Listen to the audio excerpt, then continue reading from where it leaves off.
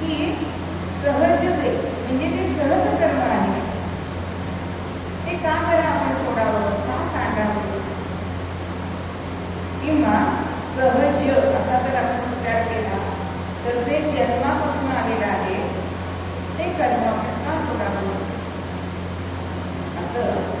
प्रश्न आपल्याला विचारतात. म्हणून कर्म सुखे करावे मनुजा कर्म सुखे करावे.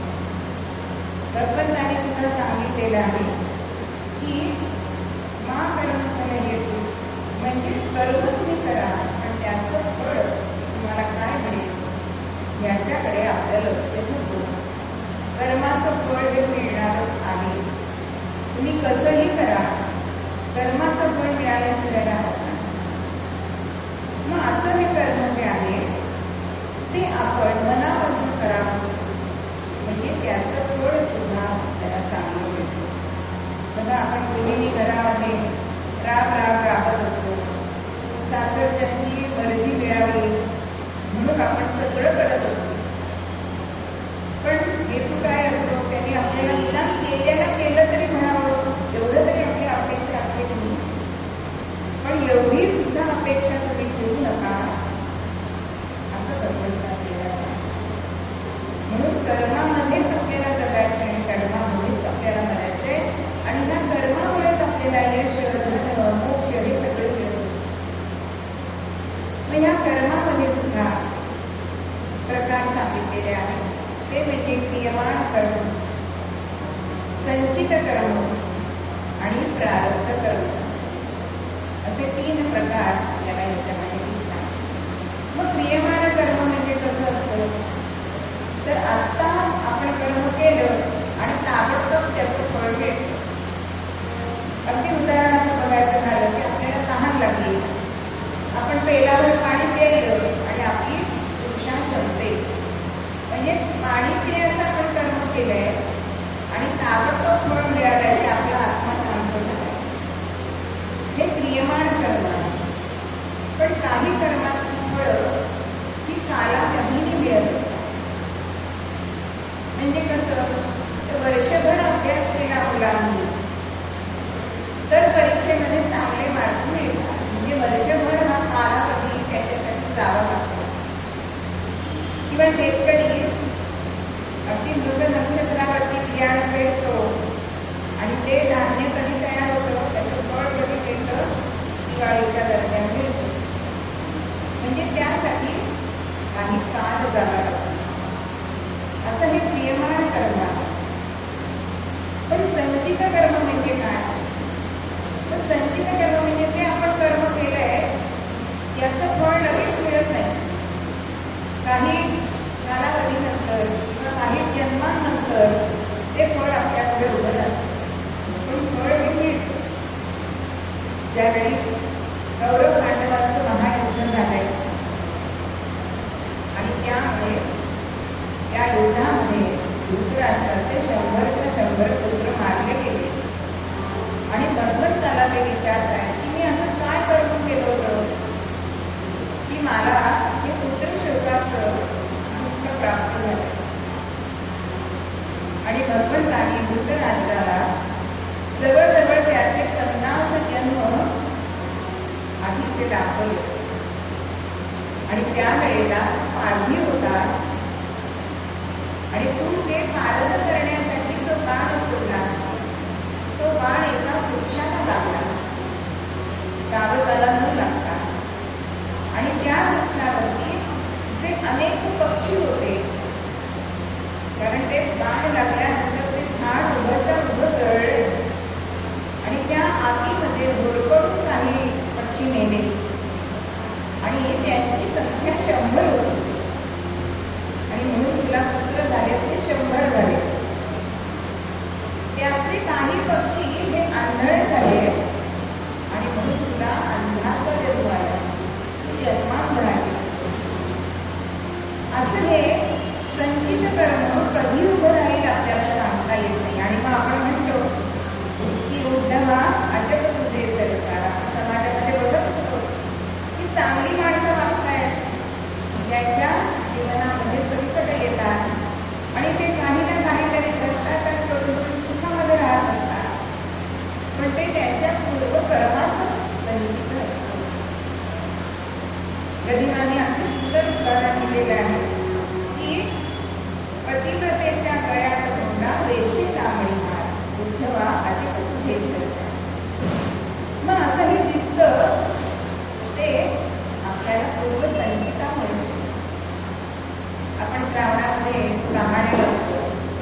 त्याच्यामध्ये एक सोमवारची कहाणी आहे. एक राजा असतो आणि त्याला 4 राण्या असतात. आता राजाने ह्या चौघींनाही काम वाटून दिलेली असतात की एका राणीने स्वयंपाकाचं काम करायचंय, एका राणीने मुलाबाळांचं करायचंय, एका राणीने त्याचं करायचंय आणि एका राणीने माझी सेवा करायची. आता काही काळ गेला आणि मग यांच्यामध्ये घुसघुस सुरू झाली की मीच का स्वयंपाक करायचा तो, मुलं सांभाळणारी म्हणजे मीच का मुलं सांभाळायची. होता होता हे सगळं राजाच्या कानावर आलं आणि काय करावं, पण मला मनापासून यांना ही कामं द्यायला वाटली म्हणून मी त्यांना ही कामं दिली. आणि इतक्यामध्ये राजाकडे वशिष्ठ ऋषी येतात. राजाचा चिंता म्हणजे चिंताक्रांत दिसलाय म्हणून राजाला विचारलंय. तेव्हा त्या 4 राण्यांना बोलवण्यात आलं. काय तुमची तक्रार आहे? आणि प्रत्येक जण सांगते की मी हेच काम करत का करायचं. आणि तेव्हा वशिष्ठ मुनी एकेकीला बोलवतात आणि मागचा जन्म बघतायत की ह्या राण्यांचा जन्म काय आहे, कशाचं फळ हे मिळाले. तेव्हा जी मुलं बाळ मुलांचं करणारी होती त्या राणीला त्यांनी सांगितले की अगं गेल्या जन्मी तू वांद्रे होतीस आणि जंगलात ती फळं घेऊन तू शंकराच्या पिंडी पुढे ठेवत आणि त्याचा परिणाम त्या कर्माचं तुझं फळ तू राजाची राणी झाली. आणि म्हणून राजाला शंकर समज आणि त्याच्या मुखातून शंकराची आज्ञा आली तुला मुलाबाळांचं करायचं. तिची समजूत पटली. दुसऱ्या राणीला विचारलंय तुझी काय तक्रार आहे? ती म्हणजे मीच का बरं दूध दुभत्याचं करायचं. अधिक सारखं काय 1 लिटर दूध नसायचं, भरपूर दूध दुभत्याचं काम असतं. आणि त्या वेळेला वशिष्ठाने तिला सांगितलंय की तू गेल्या जन्मी काय होतीस आणि रानामध्ये चलताना तू तुझ्या सुद्धा दिशेत त्या रानातल्या शंकरच्या पिंडीवरती परत. मग तुझं हे व्रत पूर्ण होण्यासाठी तुला राणीचा जन्म दिलाय आणि म्हणून तुला दूध दुभत्याचं काम राजाने सांगितलं. आता तिसरी म्हणते की मीच का स्वयंपाक करायचा. तेव्हा वशिष्ठांनी तिला सांगितले की तू पूर्वजन्मी एक विप्र पत्नी होतीस. पोळांना मागून त्याचा नैवेद्य करून शिवशंकरांना अर्पण करायचे आणि म्हणून तुझ्या हातून अनेकांची तृप्ती व्हावी असं शंकरांना वाटलं म्हणून तुला राणीचा जन्म दिलाय आणि तुला स्वयंपाकाचं काम सांगितलंय. आता चौथी मुली सारखं तुझं नवऱ्याचं करायचं कंटाळा करतो का काही बायकांना म्हणून तिला पण आलं. ती म्हणजे मला का बरं सगळं राजाची सेवा करायला सांगितलं. त्यावेळेला वशिष्ठ तिला सांगतायत तू गेल्या जन्मी झाड होती आणि आपल्या पंखाची सावली तू शिवलिंगावर धरली म्हणून तुला राजाची राणीचा जन्म आला आणि म्हणून राजाची सेवा करायला तुला हे काम राजाने. म्हणजे प्रत्येक जन्मामध्ये जे जे कर्म केलंय त्याचं फळ आपल्याला मिळतं हे या कथेवरून आपल्याला कळतं. मग असं हे कर्म आपल्याला जर चांगलं करायचं असेल ते कुठे करावं असं सांगितलंय ना की आपण काय करतो, करायचं म्हणून करतो, कधी कधी चिडचिड करून करतो, पण असं कधी करू नये. माझी आई नेहमी म्हणायची की हसत तरी पावा रडत तरी पावा. मग हसतच करायला त्याचं स्वागत त्याला तरी बरं वाटतं. म्हणजे जे मला कर्म करायचं आहे ते मी हसत केलं, आनंदाने केलं की ते कर्म समोरच्याला सुद्धा आवडतं. आणि असं कर्म करून आपण भगवंताची प्राप्ती करू शकतो. म्हणून हा कर्ममार्ग सुद्धा अत्यंत श्रेष्ठ सांगितलेला आहे. कारण भगवंताची प्राप्ती करताना अनेक मार्ग सांगितलेला आपण बघितलंय की ज्ञान मार्ग आहे, कर्म मार्ग आहे, योग मार्ग आहे आणि भक्ती मार्ग आहे. मग कर्म मार्गाने सुद्धा आपल्याला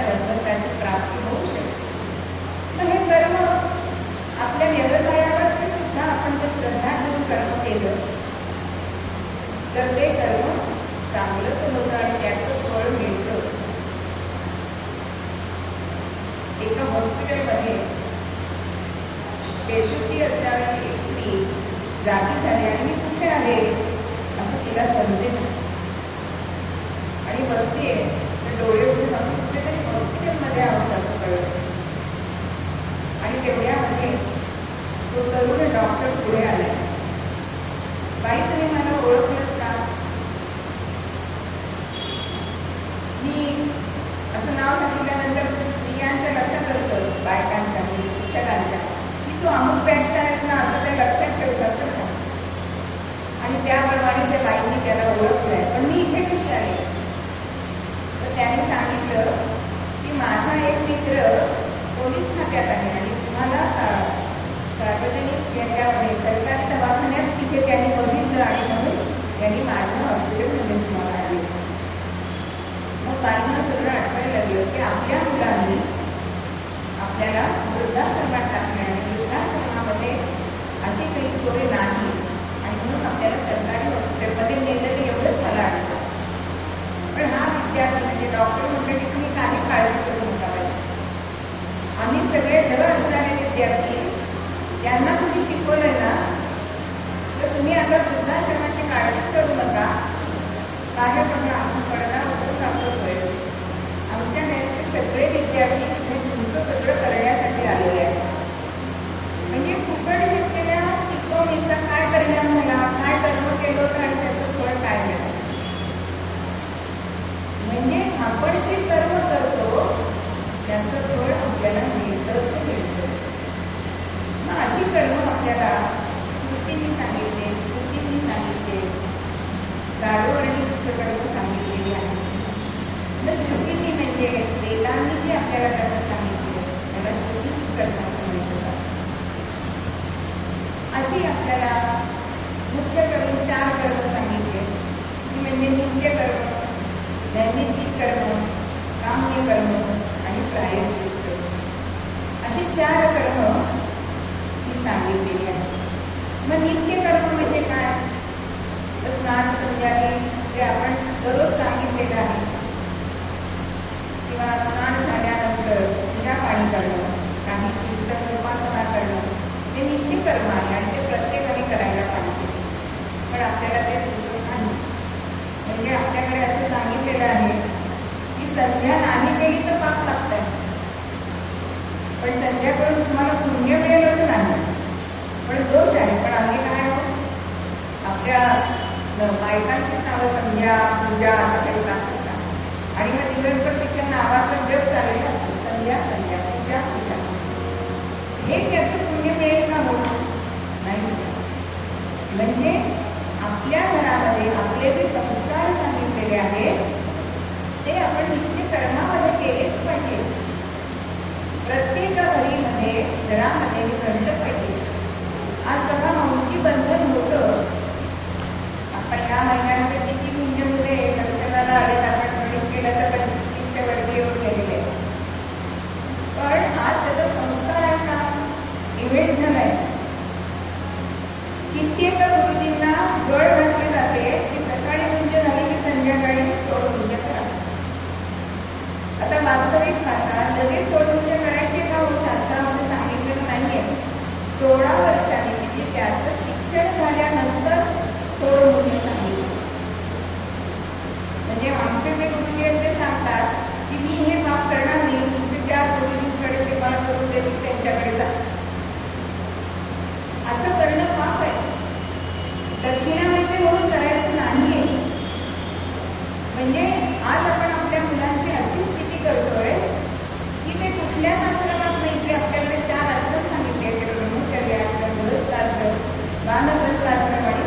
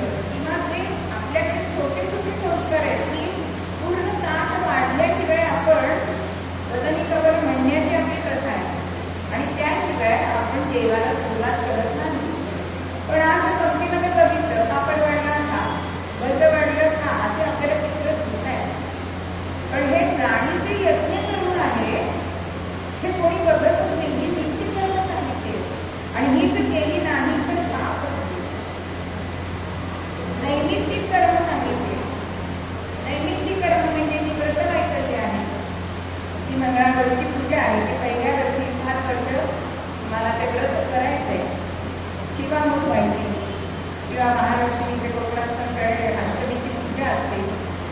हे नैमित्तिक कर्म सांगितलं. काम्य कर्म म्हणजे सत्यनारायणाची पूजा, हे काम्य कर्म आहे. कारण त्याच्यामध्ये आपण भगवंताला काही ना काहीतरी मागत असतो किंवा त्यांना आमिष दाखवत असतो की हे जर केलं, माझं सगळं चांगलं झालं तर मी सत्यनारायणाची पूजा करेन. आणि त्याच्या मागे कामच नाही. आणि प्रायश्चित्त म्हणजे काय?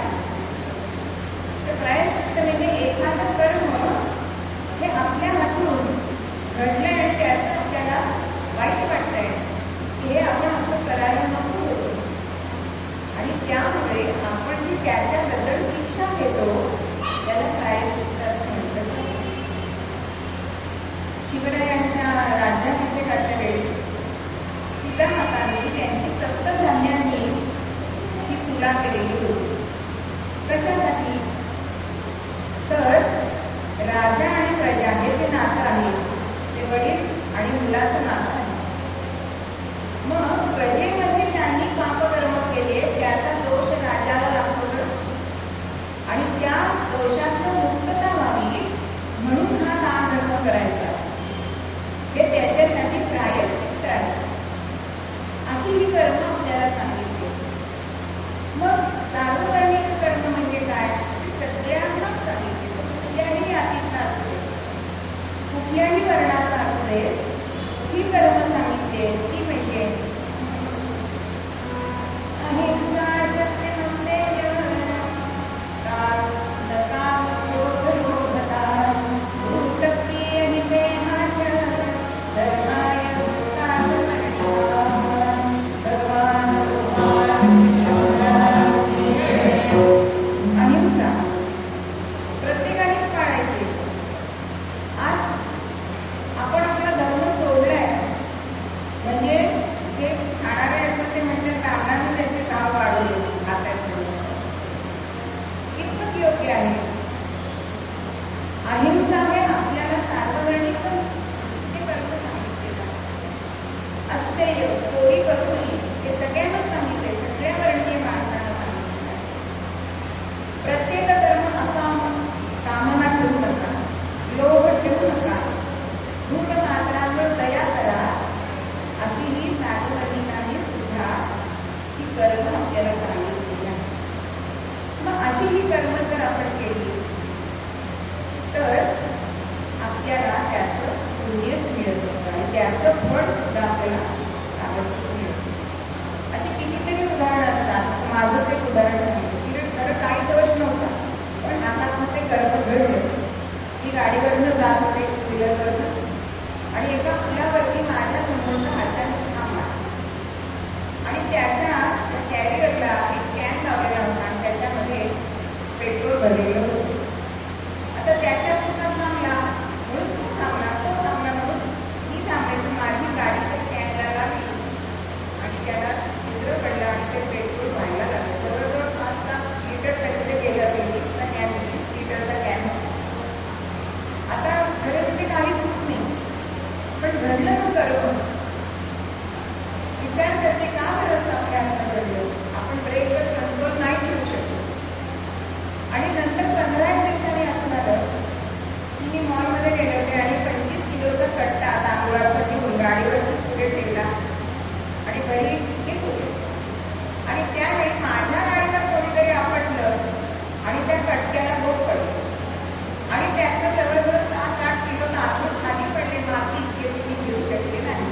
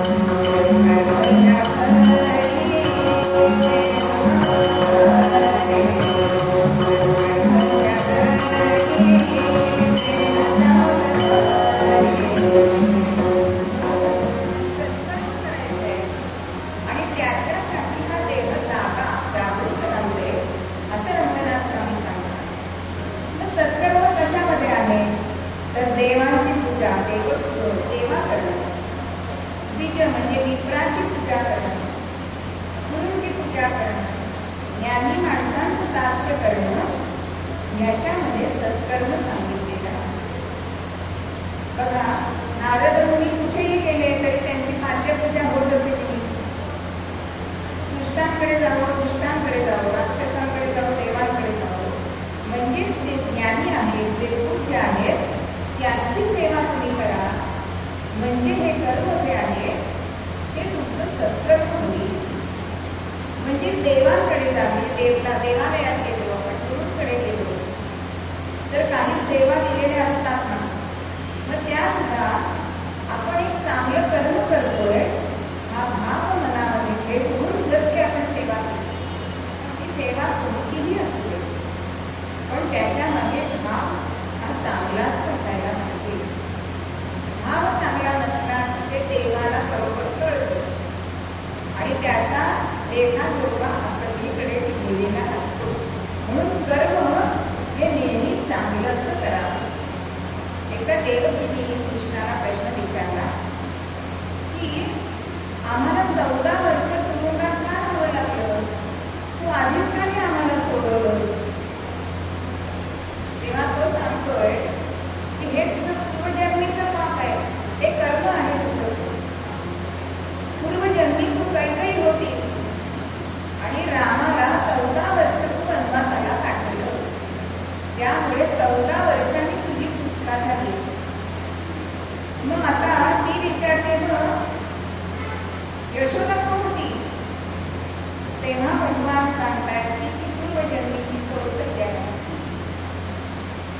तिला त्यावेळी मुलाचं लालन पालन करता आलं नाही म्हणून तिच्याकडे मी गेलो. म्हणजे कुठल्याही कर्माचं फळ हे कधीतरी मिळतं. म्हणून संचित कर्म हे जे आहे ना ते मुद्दलासारखं आहे आणि प्रारब्ध कर्म जे आहे ते त्याच्यावरचं व्याज आहे, ते आपण बदलू शकत नाही. आता एवढे मोठे भीष्माचार्य पण शरपंजरी पडले ना. शरपंजरी असताना 18 दिवस त्यांनी वाट बघितली ते उत्तरायण कधी येईल आणि मग मी इच्छामरणी होती. पण भगवंताला त्यांनी विचारलंय की हे लोक माझ्याकडे का आले. तेव्हा भगवंतांनी सांगितलंय की तुम्ही पुण्यवान म्हणून प्रत्येक जन्मामध्ये तुम्ही राजघराण्यामध्येच जन्माला आलाय. पण ज्यावेळी तुम्ही एक वेळ शिकारीला गेलेले असताना तुमच्या घोड्यावरती झाडावरनं एक सर्प पडला आणि त्या सर्पाला तुम्ही असं झटकून टाकलं. म्हणजे जसं आपण धुरळ टाकतो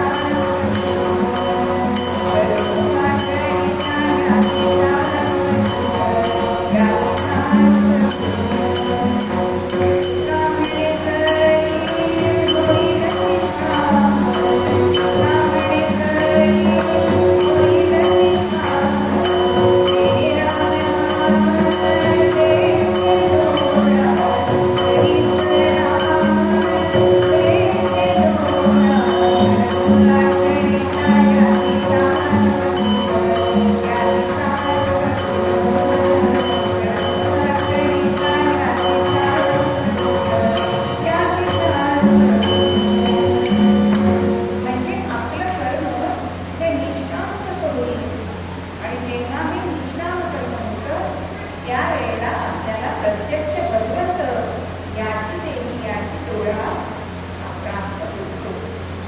म्हणून बाबा कर्ते नावाचे जे कवी होऊन गेले ते आपल्याला एक सल्ला देत आहेत. ते काय सांगतायत?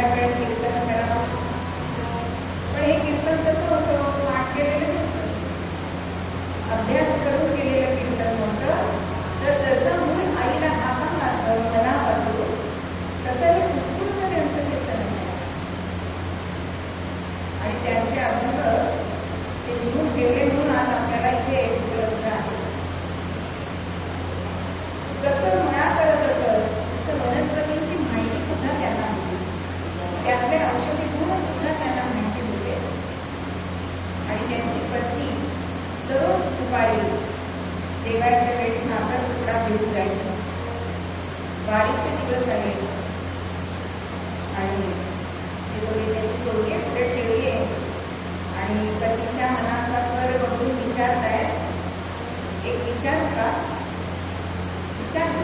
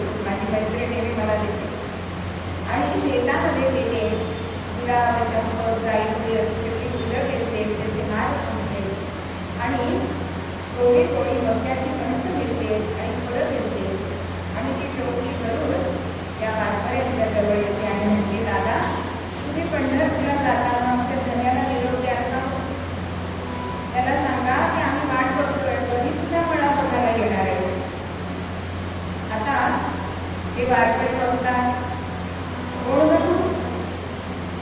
त्या सावतेची मुलगी, अगं अवस्थांचा शिरोमणी येतो, एवढ्या जवळ राहून पंढरपूरला कधी हात लागायला आला नाही. तो एक तुला आणि त्याची मुलगी सापली आणि आपण भजनामध्ये दंग आहोत असं दाखवून नाचत नाचत ती परडी पायाने उडवून टाकली. नागूला अत्यंत वाईट वाटतं. अहो ती नुसती परडी उडवली का हो? तिचं मन सुद्धा त्या बरोबर बरोबर केलं. अत्यंत वाईट वाटतंय आणि देवासमोर येते. आता माझ्या ध्वनी आल्याशिवाय मी अन्न पाणी ग्रहण करणार नाही.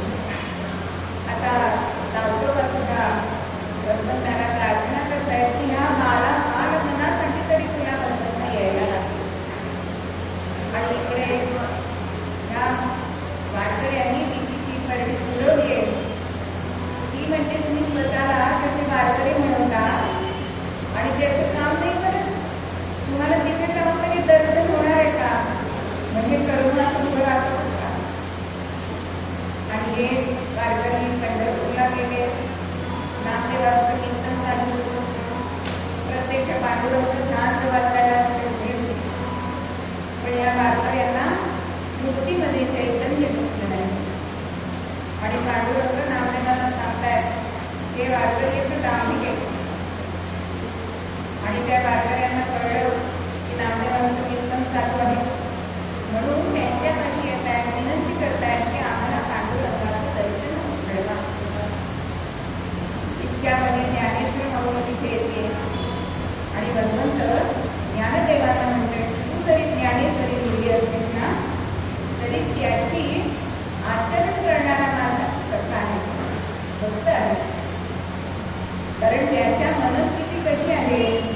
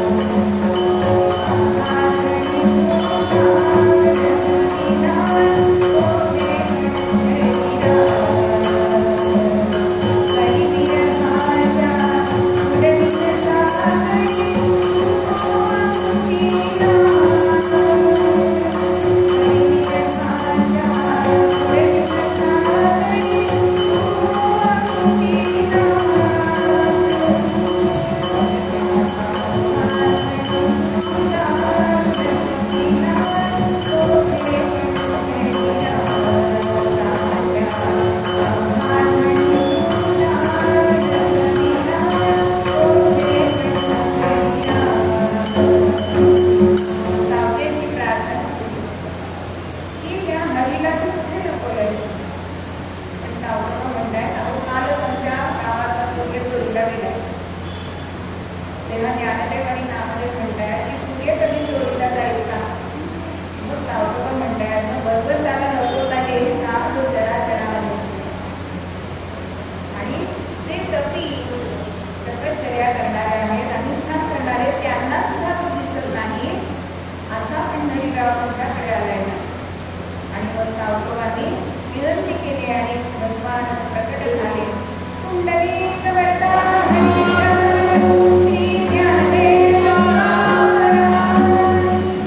सगळ्यांना आनंद झालाय.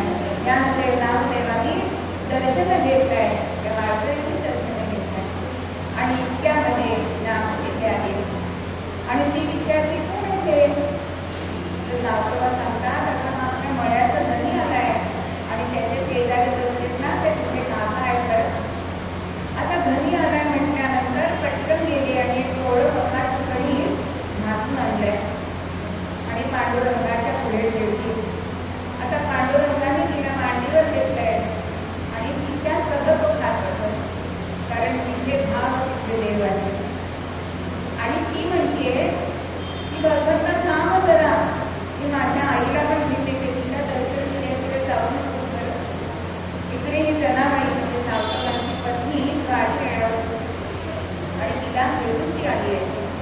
आईने पण दर्शन घेतलंय आणि विठोबाला ती सांगते की भगवंता तुझ्या कारखान्याला घेऊन ये बरं, आता काळाची वेळ झाली आहे, कापडी प्यायला दूध खायला तिला घेऊन ये. मग भगवंत या सगळ्या भक्तांना विचारतो की तुम्हाला काय करू? तेव्हा ते सगळेजण सांगतात की माझ्या आणि म्हणजे आमच्या मागे पुढे तू सतत आहेस, पण तुझ्या नामस्मरणाचा किंवा कर्मामध्ये बघायची ती आमची दृष्टिकोन आहे तो तसाच होते. कर्मयोग करून सुद्धा भगवंताची प्राप्ती ही जशी सावत्रवांना झाली आणि निर्गुणात्मा परमात्मा आपल्या लेकीसाठी त्यांनी संतामध्ये आणला, ते कशाच्या जोरावर? तर कर्माच्या जोरावर. भगवंताला मयामध्ये बघितल्यामुळे आपलं कर्म आपण असं जर केलं तर आपल्याला सुद्धा भगवंताची प्राप्ती निश्चित होऊ शकते. मग आज हे आपण करायला हवंय. म्हणजे डॉक्टरांनी आपल्या पेशंटमध्ये भगवंताला बघायला पाहिजे, शिक्षकांनी विद्यार्थ्यांमध्ये बघायला पाहिजे. असा जर भगवंत आपल्या कर्मामध्ये जर आपण बघितला तर गोसावी नंदन जसं म्हणतात, गोसावी नंदन हे सहज होते, ते सांगणारे. असं जर आपण कर्म केलं तर भगवंताची प्राप्ती नक्की होणार आहे.